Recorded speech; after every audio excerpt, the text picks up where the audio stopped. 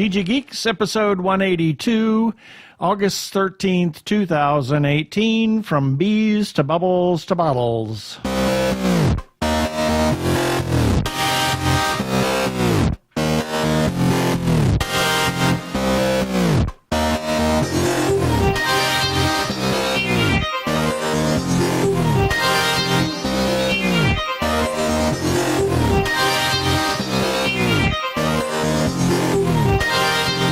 Hello and welcome to another webcast from tggeeks.com, where Ben and Keith, the two gay geeks, talk about all aspects of geekdom and nerdery.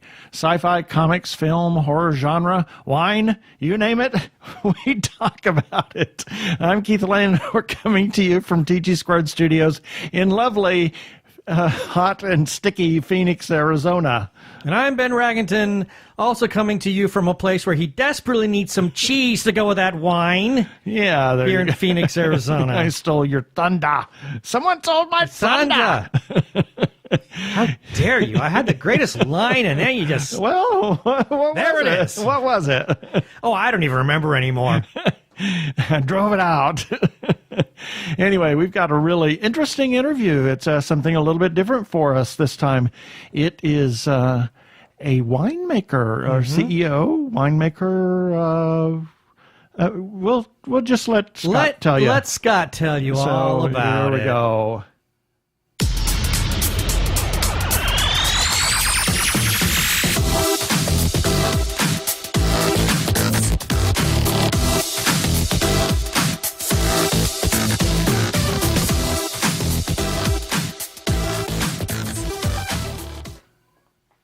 And this time we have something just a little bit different for you, different than what we normally do. And now for something completely different. Exactly. We have Scott Roughgarden. He is the CEO and co-founder of Honey Bubbles Wine. Welcome to the show, Scott. Thank you, gentlemen. Thank you. We should explain why we got him on the show. Exactly. We were at a launch party for an Texture of Falling. Yes, an independent film, and it was in Hollywood, and Scott was there, and there were a couple of other vendors there, and we tried his wine, which is, we'll let him tell you about it here in a minute, and then we talked to him and said, we would love to talk to you because, well, for one thing, we love the wine. That, yes. And so tell us, what is Honey Bubbles and how did this come about? All right. Yeah, so Honey Bubbles is a semi-sweet, sparkling Moscato from northern Italy. Now, the biggest difference with Honey Bubbles versus every other Moscato is the fact that we pulled the sugar back, or what we say in the wine world is we pulled the residual sugar back.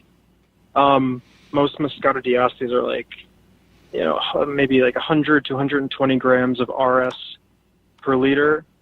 We pulled Honey Bubbles back to 60 grams of sugar per liter, and we also boosted the alcohol just a bit to 11%. Wow. But most importantly, we donate a portion of our sales to helping save the honeybee population. That is incredible. That's wonderful.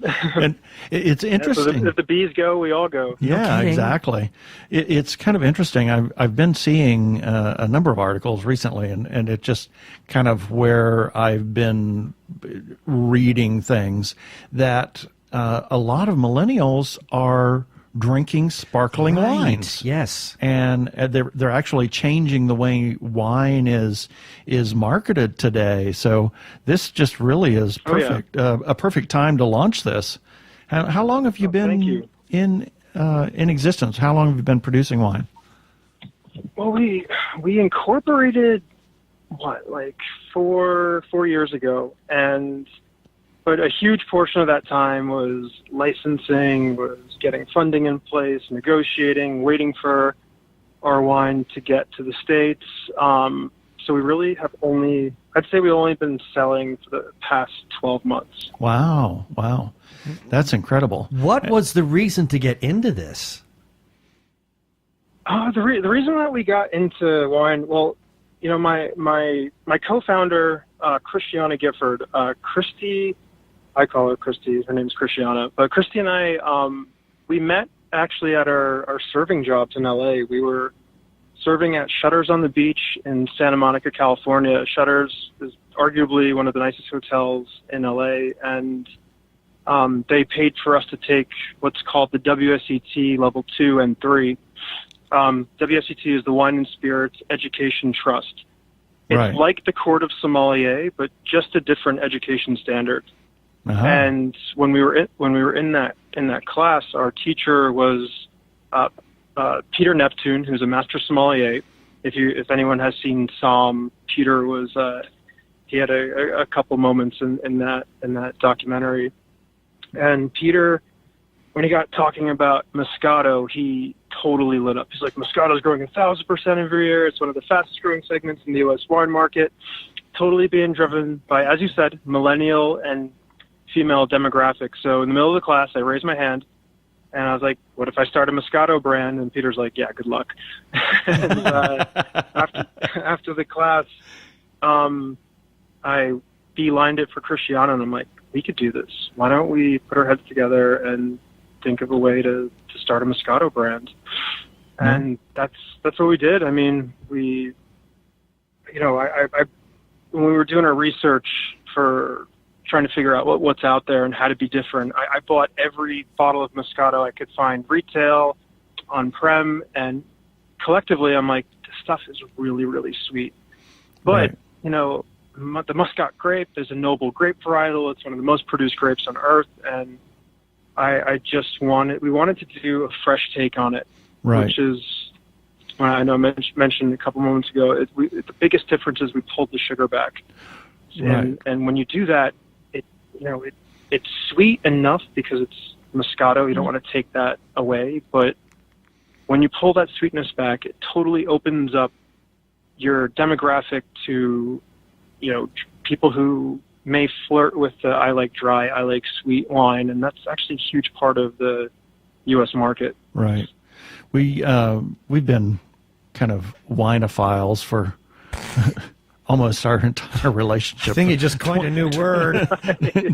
22 years, and I mean, wonderful. Our taste profile or our palates have certainly changed over the years, and I think they do with anybody that drinks wine for any period of time. Eventually, you're going to start to get a little adventurous. You want to try something new, especially when you hear like a varietal. You mentioned a Moscato. Now, in the past, like Moscato Biancas or Moscato d'Astis, they've been kind of on the sweet side. So when you saw that there was that Honey Bubbles was a Moscato, I thought, okay, let's give this a try. So naturally, we're wanting to experiment. There it is. I love sparkling wine. So I like them. There's always an occasion. Yeah, I like them kind of drinking bubbles in the middle of dry and sweet. There's a winery in New Mexico, the Gruet, and they produce a sparkling wine, which is one of my favorites. But I think that Honey Bubbles is going to become one of my favorites because it is just perfectly in between that dry, and then the super sweet stuff. It's just, I thought it was really great. I enjoyed it. Thank you. It means a lot. That's exactly what we were trying to go for. Where did you see when most people think about a wine label? Usually, they also associate, and I'm talking just anybody on the street. They might associate a vineyard, shall we say, like Wente or Concan or anything like that. So, how did you go about acquiring the grapes to create this new line of wine? So I contribute a lot to working at Shutters, and one of, that lobby has just been a blessing for me in terms of meeting people. And, I met our partner at Shutters. I was a gentleman named Peter Baedeker. Peter used to be the president of a huge wine and liquor distribution company in California called Henry Wine Group. Peter broke off and started his own company called Curious Cork Imports. Now, Curious Cork is actually an equity partner in Honey Bubbles, and Peter helped us identify our producer in Italy. And we wanted to go to Italy for a number of reasons. Asti which is where our grapes come from. Asti and Veneto. Asti is the most prestigious region in the world for Muscat, and it was a natural move because we could maintain quality.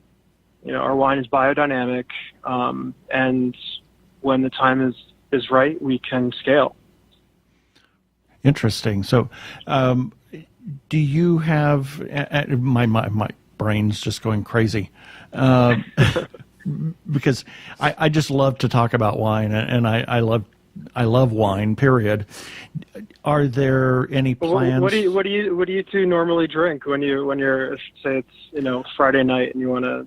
Sangria. Well, we've done some sangria stuff, and he tends to go more for reds. I'm pretty much a red kind of guy. I'm more whites, and so sometimes we go for the rosé, that's kind of in between. It's like meeting in the middle. Exactly. He'll do that a lot, but many times he'll get his own glass of wine. He'll go for like a Pinot Grigio, and I'm gonna go for a Cabernet or a Cabernet Merlot blend. I mean that's usually my go-to wine when I'm having a dinner. Right, but then if we're buying a bottle of wine, it's sometimes we'll go in between. We'll do a Pinot Noir or something like that because I'm not really I can't do the tannins, but he likes it when it sucks the spit out of your mouth. Spit out of your mouth. That's right.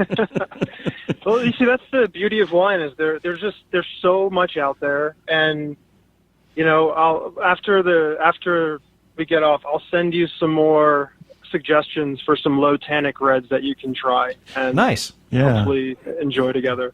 Yeah, there's lots of wines out there. No, that's the beauty of it. There's a different wine for every occasion. Like you said before about your palates changing. Summertime, I can only drink white and rosé. When it starts getting a little bit cooler, that's true. I naturally switch back to red. That's true, and that, I will agree with that. I usually during the summertime, I will actually veer away from reds because I find them to be just too heavy, too full-bodied, and I want something that's just much lighter. So I usually at that point I veer towards a Riesling. Yeah, we like Riesling, Sauvignon Blanc. Now there was interesting. I noticed that he's mentioned Wentian Concannon. Of course, that's where he grew up. I grew up in Livermore. so I've been to Wenti in Livermore. Oh, I love that winery. The food there is... It's like you're driving through a suburbia and all of a sudden you see a vineyard. I'm like, what is this doing here? It is really wonderful. Going and the wine's awesome. I know, and it's not just those two. I mean, there's a number of wineries there now. But anyway. Yeah, we'd gone there for lunch quite a number of years ago, and I'm not much of a Chardonnay because most people, when they produce their Chardonnay, it's very oaky, and I just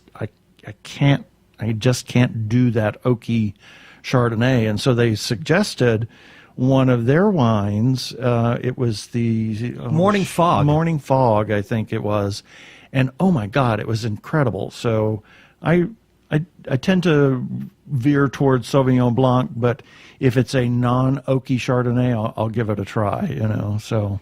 Nice. But, so tell us more about Honey Bubbles. How do can you go into the process of how do you pull that sugar back? I find that fascinating. That was, how does that happen? If you know. There's two easy ways, and that's not easy, but the two basic ways to describe pulling the sugar back. The first one is, by increasing the alcohol. That is the easiest way to do it because as the alcohol goes up, the yeast breaks down the sugar, which turns to ethanol, making it alcohol. And then, is that a longer Is that a longer fermentation process? Or? Yeah, it's a slightly longer fermentation process. And then the other way you do it is just you either pick early or you harvest Muscat from a different part of Italy, like Veneto, and you pick a little bit earlier so it's not fully ripened. Right. I hadn't thought about that. Oh, cool. And Yes. I do like the full, you get the really sweet stuff too, but that's not one of those things that you drink all the time. I think you're trying to go for a constant drinking thing, if you will. Yeah. With pulling that sugar back, Honey Bubbles, it can be more of an aperitif. It's not. One thing that I love about it is that when you drink other Moscatos, you get that cloying sweetness that kind of envelops your palate. Right. With Honey Bubbles, there's high acid, the sugar's pulled back, you get that sweetness on your front of your palate, and on the back of your palate, it's dry. Right. And that's totally unique, in our opinion, for Muscat. Right. Yeah, because I found that with some Moscatos, I've had to have like a glass of water after it's all done. And I didn't necessarily have to have that with Honey Bubbles. There was something rather refreshing about it. And when you were describing it, I was tasting it again. People say you can't remember taste. He does. Keith does, I remember taste. He remembers flavors. So I remember that sweetness on the front, and then that little tickle of the dryness on the back of the palate. So it's just a beautiful wine. Yes. How Thank you. in terms of getting ready to market, how much did you have to produce and have ready in order to be able to actually start marketing it? And how did you even get that process started? Because, again, this is something that I think a lot of wine drinkers really don't take into consideration. I mean, that's the marketing of it, we're very lean right now, and we've been very, very fortunate and lucky with some of the breaks that we've caught so far. But right now, it's just been about sales and getting the wine out there. We've been very, very lucky. I mean, like, our first publication was Food and Wine magazine, and Food and Wine magazine did a little blurb and write up on us, and that ignited so much for Honey Bubbles. People were reaching out to us from Maine to Florida to Washington State. Wow. Being like, where can I get this wine? And that happened again because of Shutters. One of my longtime clients and friends, she just happened at the time to be the VP of Sales and Marketing for Time. And Wow. I took a trip out to New York. I drove into the city. I met with Ray Isle from actually from Food and Wine, and left him a bottle. And he's like, you know what? Let me think about how I'm going to do this. A couple months later, we got the first write-up. But there's a lot of regulation in the alcohol business, and we actually had to have. There's so much. I mean, we incorporated 4 years ago, and I can really only say we've been able to sell our Italian product since, for the past 12 months or 11 months. Ooh. And I mean, there's just a huge amount of hoops you have to jump through to start something like this. Now, we drove every case in the back of our car. Oh, wow. And that's how we got started. I mean, I literally, before work, I would be hustling, going into all these restaurants. Christiana would be doing the same thing. And when we got an order, we actually had our own TTB license. TTB license is your license that allows you to sell alcohol to a retailer or a restaurant that possesses an ABC license to then sell to a consumer. So, we got our first couple, our first like 50, 60 accounts in Los Angeles just by doing that. And, in the beginning, it wasn't about the sales. It was about the cachet of where we got the wine placed. And that's, we were at Shutters, Malibu Beach Inn, Hotel Irwin, Yamashiro, like some of the very, very prominent restaurants in LA. And with that, that's how we were able to solidify that joint venture with Curious Cork. Now because of Curious Cork, we have distribution nationwide. And the way distribution works in the U.S., each individual state, I'm almost with a different distributor in each state. There's very few states where I share the same distributor, and each state has its own sets of laws and rules that you have to adhere to. It's a huge part of the industry that, when we're going to a liquor store or the grocery store buying a bottle of wine, there's no way we ever think about or even would have any idea to think about all that goes into getting that bottle onto the shelf. Yeah, it's just, I know that Arizona has, up until recently, had some of the worst laws. Not one of the worst, but Oklahoma was the worst. Yeah, but Arizona's was pretty strict. It was hard to get. I grew up in Oklahoma, so trust me, I know about the liquor laws. In the Midwest, you still have dry counties. Exactly. Yeah. Oklahoma was literally a dry state for in the 50s, and then they started selling beer, and then you couldn't get alcohol called liquor by the drink in a bar. You had to bring your own bottle. Anyway, but Arizona has recently just allowed shipping into Arizona, which changed everything at that point. Yeah. So, what if I can ask the touchy question? What is the price point of Honey Bubbles at this point, roughly? Honey Bubbles will retail anywhere between like $15.99 to $18.99 a bottle. Wow. Well, that's quite reasonable. That's a great price. Yes. That is wow.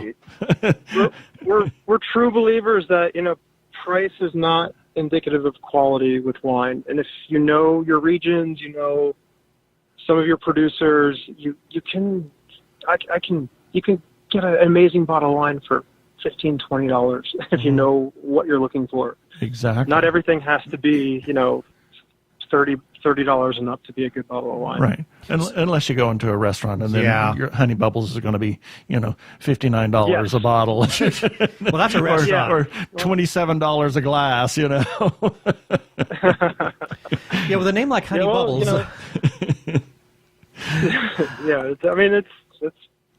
That's the difference with retail versus restaurant. Absolutely. Because sometimes I go in a restaurant and I think, they're selling that for that price. Oh my God! Well, also restaurants. But I understand. I do understand. I've been in the restaurant business in a previous life. So yeah, but sometimes restaurants. I mean, there's some restaurants that can be a bit pretentious. Especially when you look at the menu and you look at the wine menu and you see something called Honey Bubbles. I think if you're like in a really shishy restaurant, you can take a look at that and you're going to go scratching your head thinking, what am I going to be drinking out of that with a paper cup? Well, there's two thoughts to that. So, when the bottle's presented, most people will pick up the bottle, look at it, and we call it Honey Bubbles because we donate a portion of our profits to helping save the honeybee population. Right. And having that tie to it, we get a couple reactions to the name. Either our clientele is like, "Oh, that's really cute." Yeah. Some of the guys would be like, "Oh, I know a stripper named Honey Bubbles," or but it evokes a response which is honest, but most of the time it's I think that's a really cute name, or I love the name. Well, the thing is, it's a great marketing tool for the people, the servers in the restaurant, if they know about the wine. It's instantly recognizable. They say, and somebody says, "What is this Honey Bubbles thing?"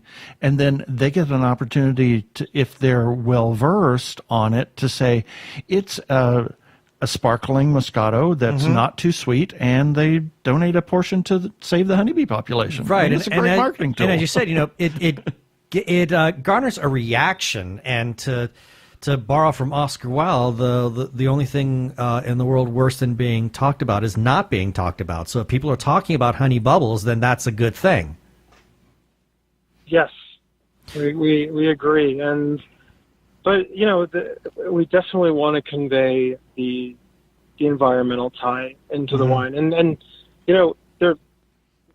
my partners and I were all wine geeks. We wanted to bring something of exceptional quality to the table, but the environmental tie-in is super, super important as well, because, at the end of the day, if we could just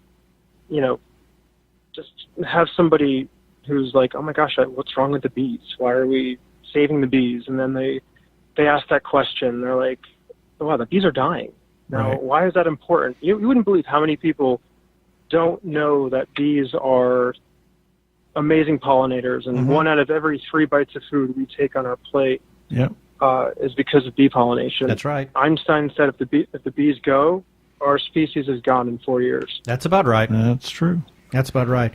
So, please go ahead. Oh no! I was just going to say, like, you know, they're going because of something called colony collapse disorder, and in short, it's something that happens when a hive or the worker bees lose their ability to locate their hive again while they're going out pollinating, and that happens because of a deterioration of their immune system through all the pesticides, herbicides, fungicides that we are putting on our crops. And the big question I want people to ask is, it's like, well, if the bees are dying because of this, what's happening to us with all these chemicals that are being sprayed on our crops? Good Absolutely. point. Good point. So, having said all that, if people want to learn more about honey bubbles, how can they do that? I mean, is there in terms of a website or any kind of social media, Twitter, Facebook, Instagram? How can they learn more about the Honey Bubbles wine? So Honey Bubbles we're at honeybubbleswine.com. You can also find us on Instagram and Facebook at Honey Bubbles Wine. We are probably most active on our Instagram, and we post almost daily. So I would, if you have any questions, please reach out to us. Either myself or Christiana will respond back to you in a timely manner. And if you want to purchase Honey Bubbles, you can purchase Honey Bubbles on wine.com. That was going to be my next question. Yeah. Excellent. Oh, sorry, I jumped the gun. Oh, that's all okay. right. I'm glad you got Absolutely. to that point. That's great. Well, this has been really a very informative and something different for us to have a winemaker or wine maker. You're a winemaker. He's a winemaker. Yeah. He is.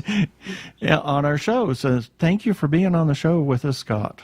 Well, thank you for having me. I really appreciate this. Hi, I'm Lou Simon, writer-director of 3, An Eye for an Eye, and you're listening to the Two Gay Geeks.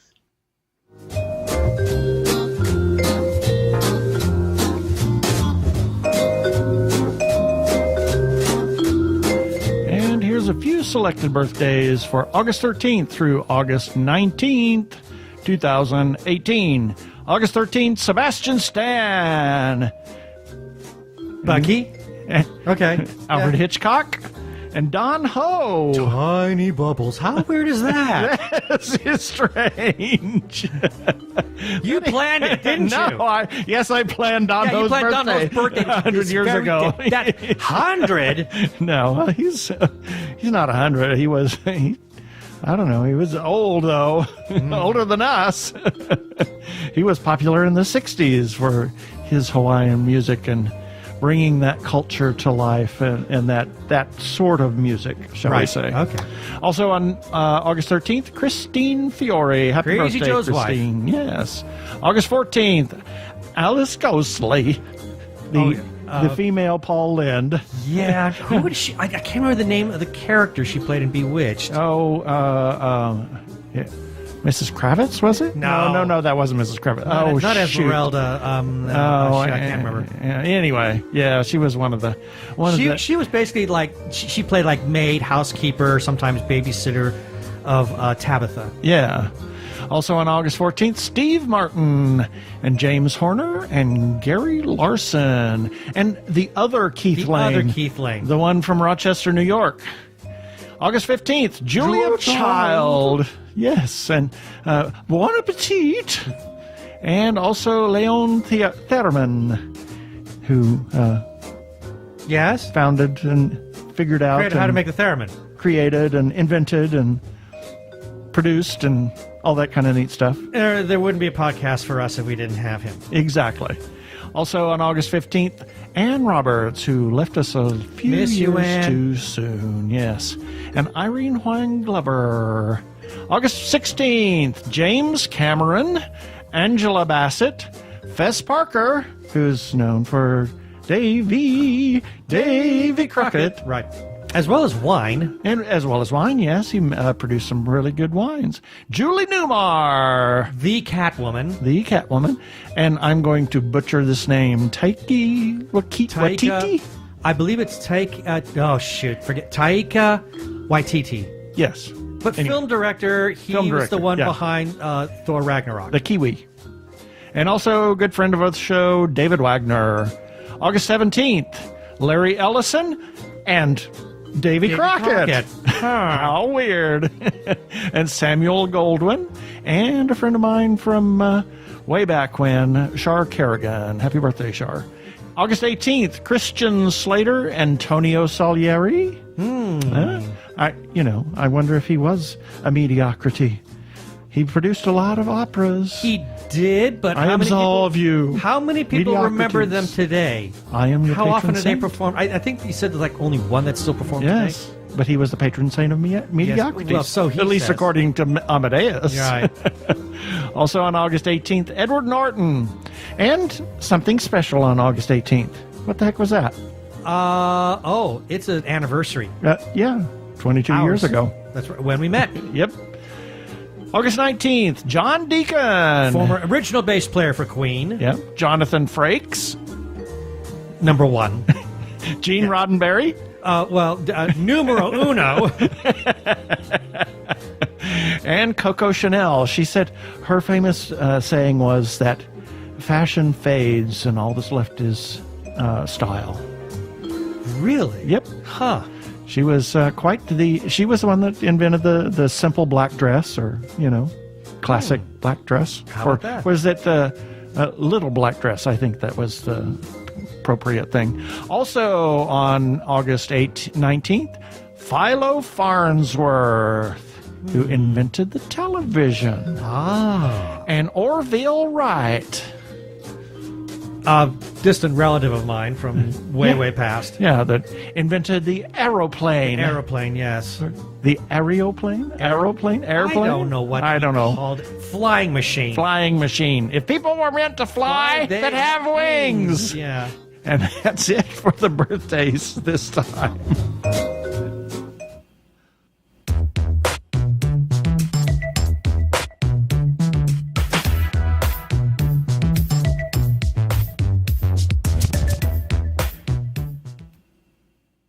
Hi, this is Holly. You're tuned in to Krypton Radio. It's sci-fi for your Wi-Fi.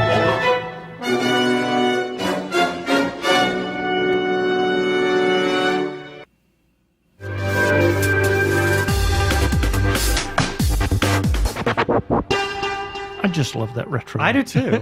music.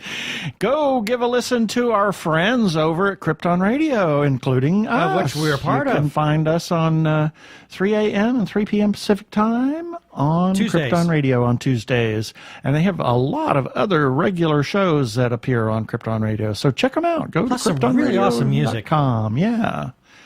And now, it's time for your favorite music, right?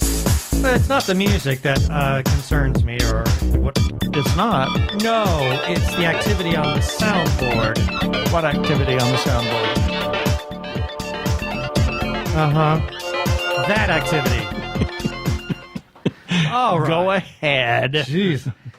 So, starting off, this is in regards to episode This is 180. feedback, by the way. This is feedback, yes. Listener, reader, viewer, all kinds of feedback.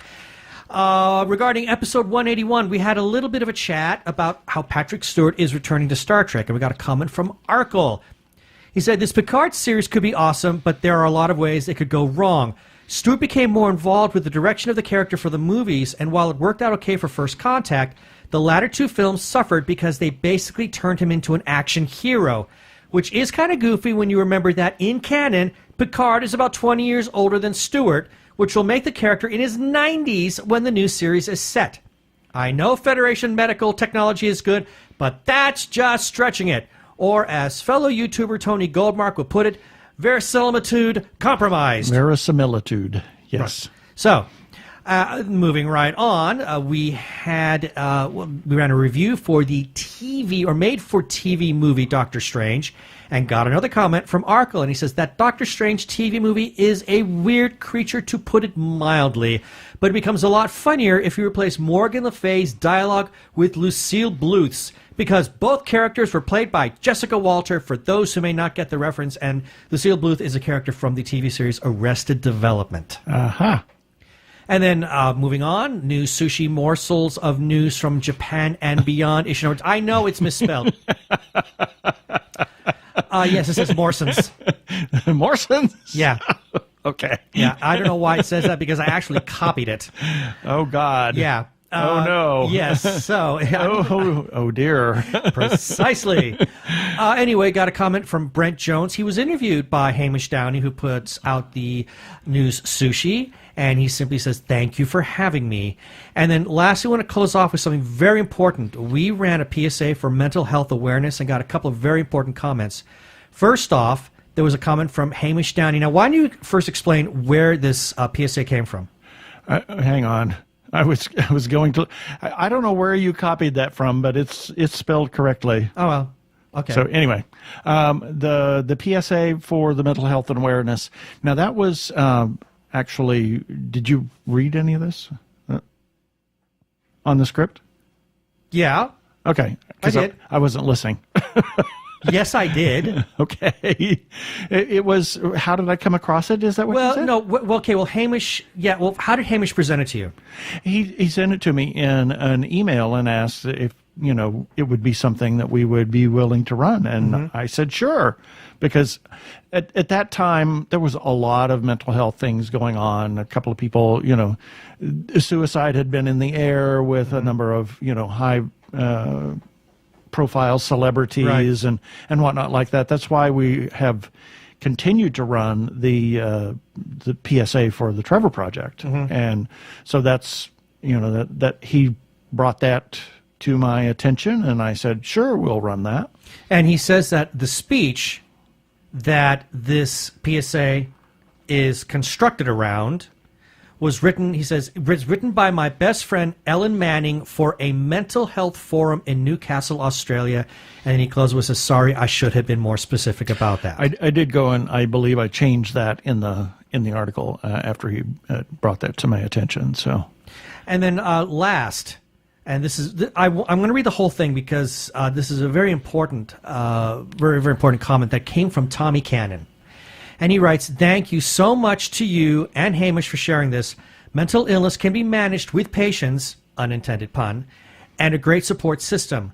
I'm glad she has friends and family who have her back, meaning Ellen Manning. And he says, I've said it before and I will proclaim it again for anyone who is suffering and needs to know it.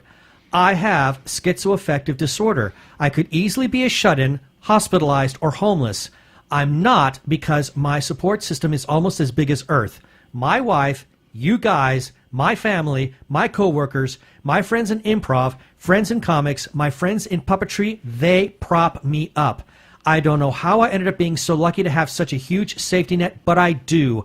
I have a full-time job and I constantly get to make funny stuff.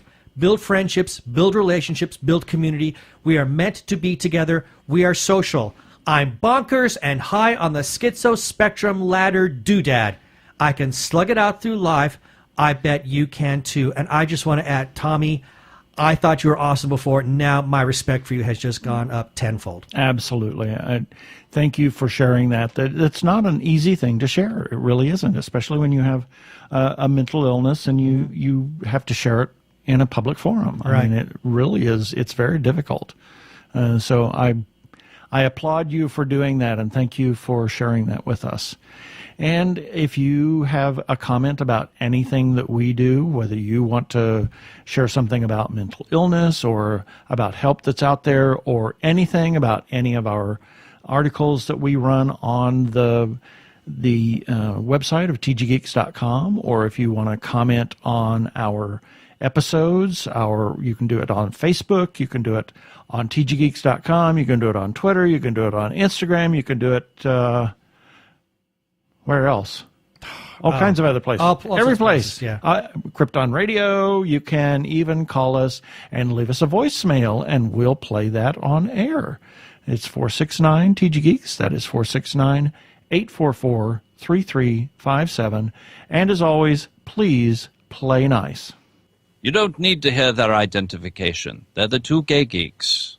They can go about their business. Move along.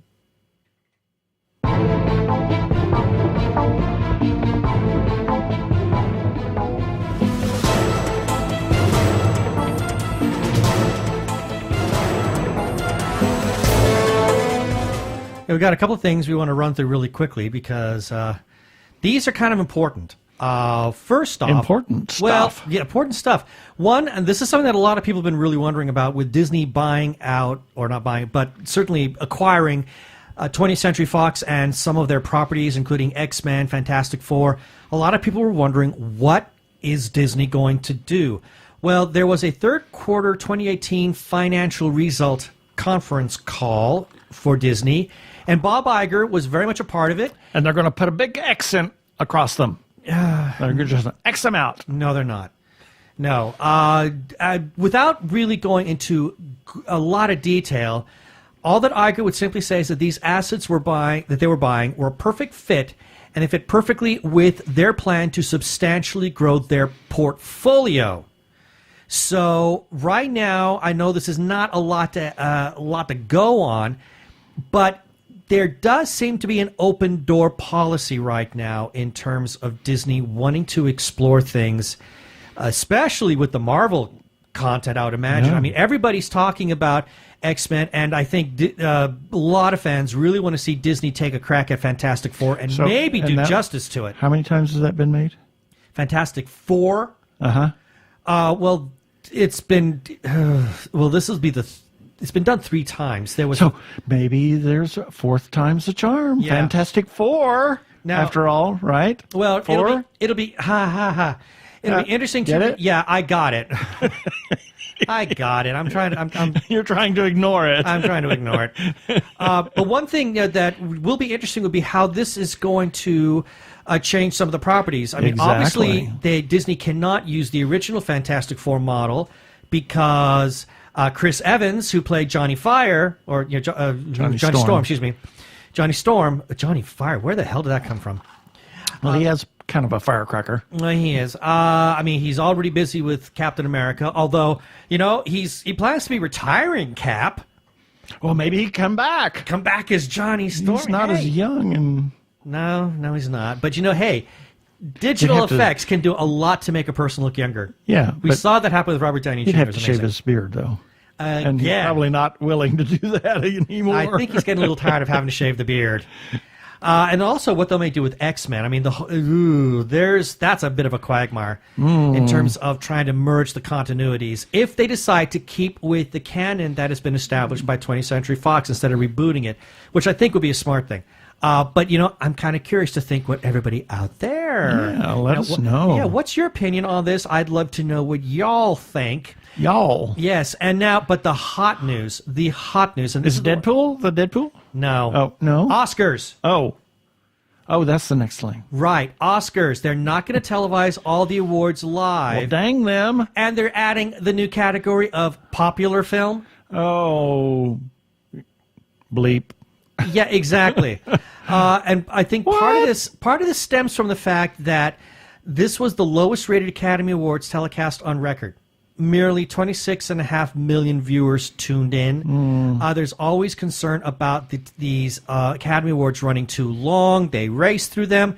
So they want to start moving maybe some of the more technical awards off and just keeping with some of the more highlights, like Best Supporting Actor. I thought they had already trimmed that down significantly.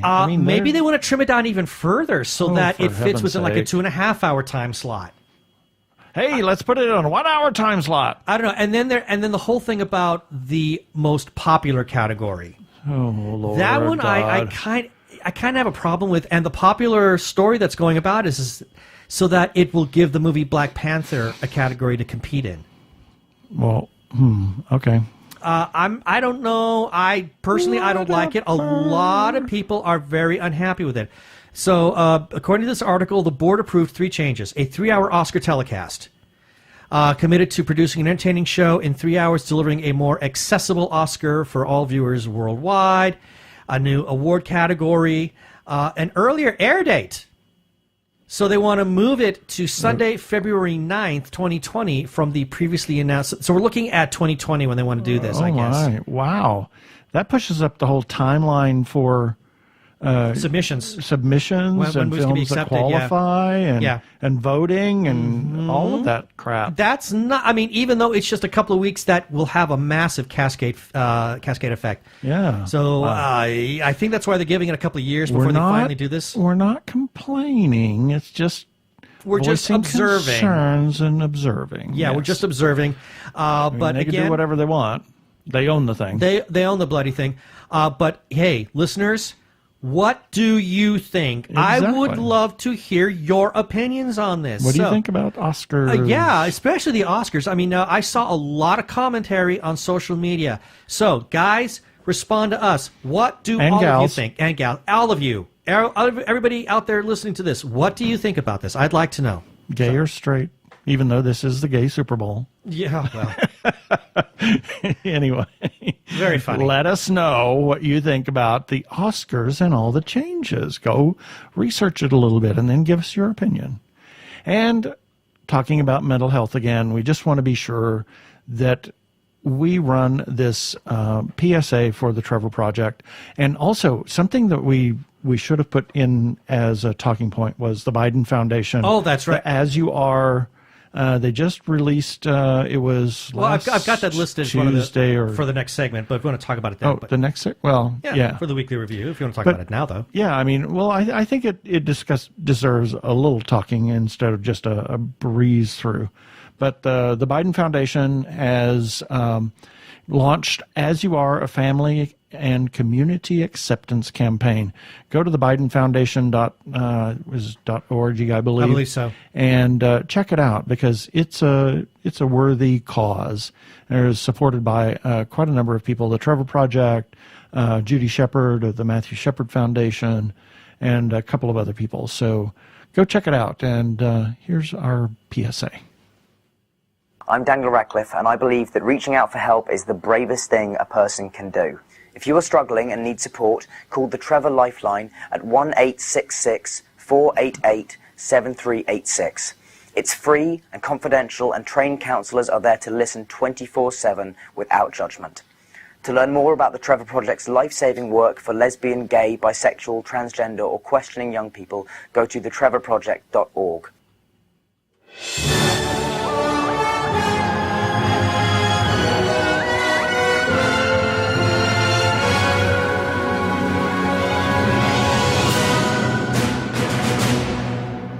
And here's our weekly review of the things that we ran on tggeeks.com.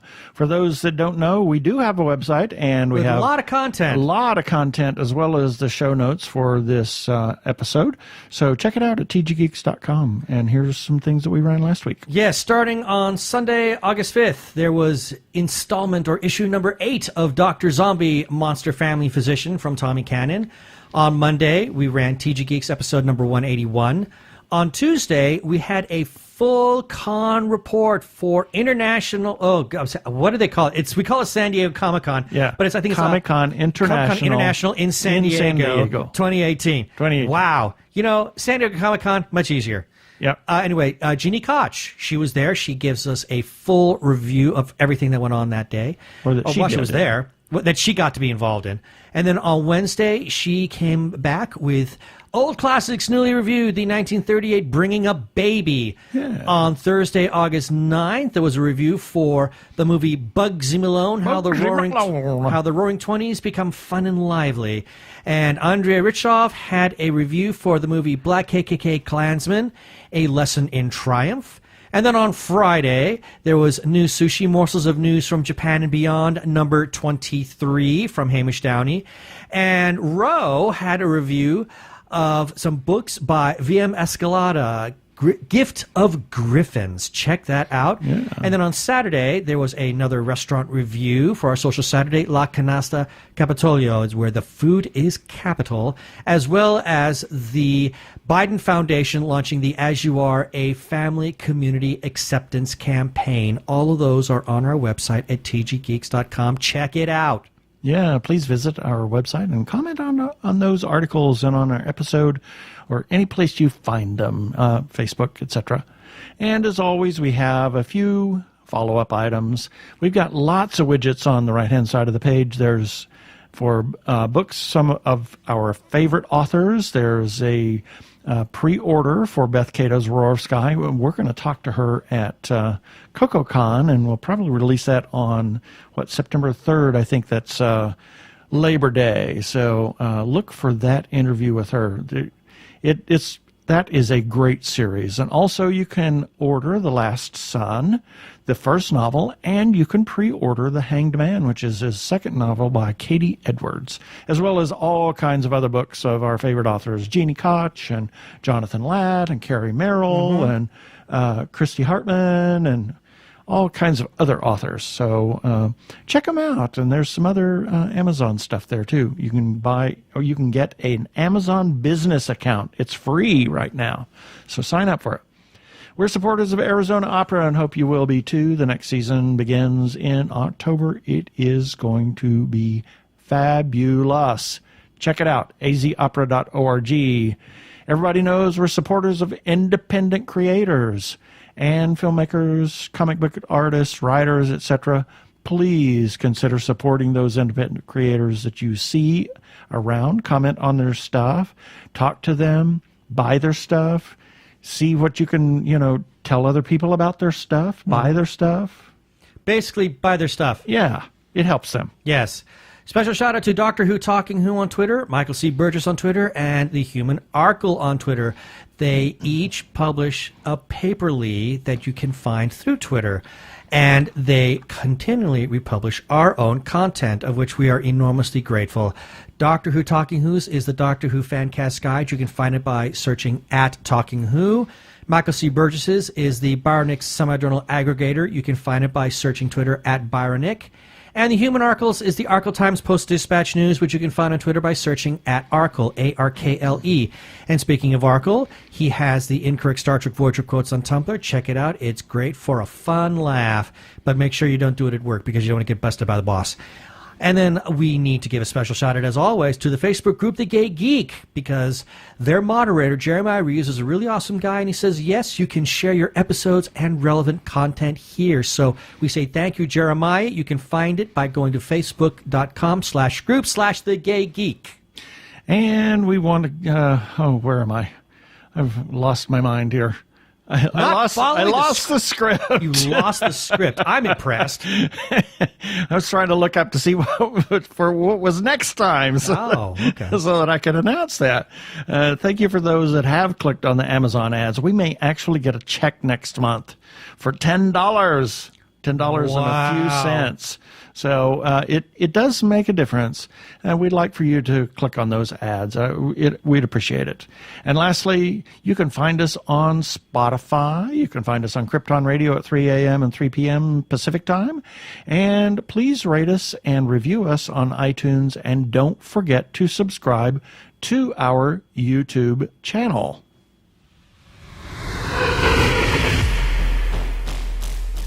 So up next time, I think we may have Sarah Megabow. So it'll be her, or it might be Peter Codron. Who knows? We'll see what happens here. And so check us out next week.